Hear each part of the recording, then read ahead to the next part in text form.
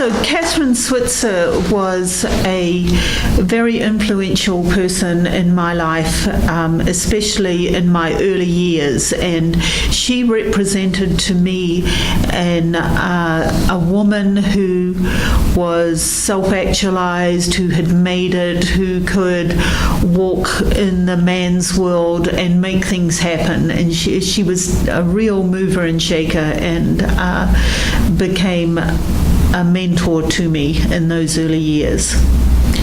So this is about when I first met Catherine. Ron and I had first met Catherine in person in New York for the Avon press conference a month before the race in London.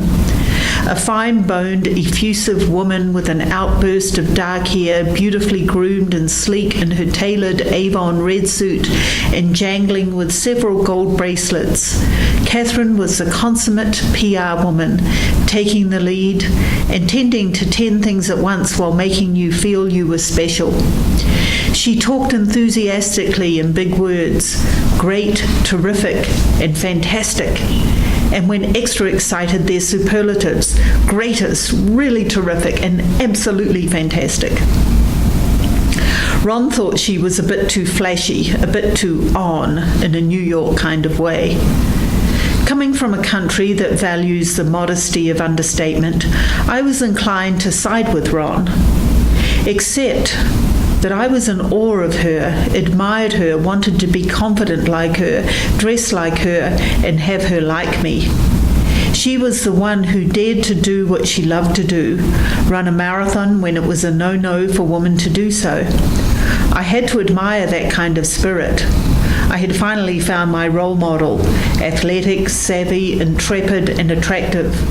A trendsetter with no apology for having it all. Now we go on to the Avon Women's International Marathon in London, England, which was sponsored by Avon and had been put together by Catherine. The Knightsbridge Hotel in Kensington, London, was race headquarters for the Avon Marathon, and also home to an unfathomable...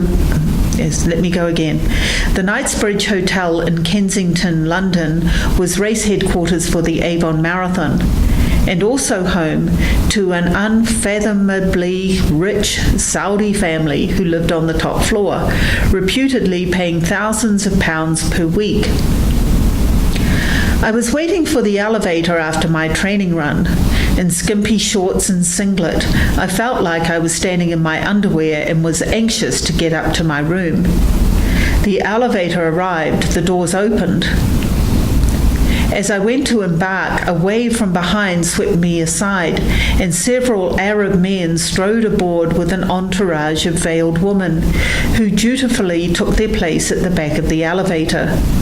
I embarked last and stood near the doors, only to be elbowed to the rear. I found myself facing the backs of the imperious men and surrounded by the shrouded woman, who hissed at me like mother geese, presumably unhinged at my scandalous state of undress in the presence of their men. I stared at my feet and covered my thighs with my hands.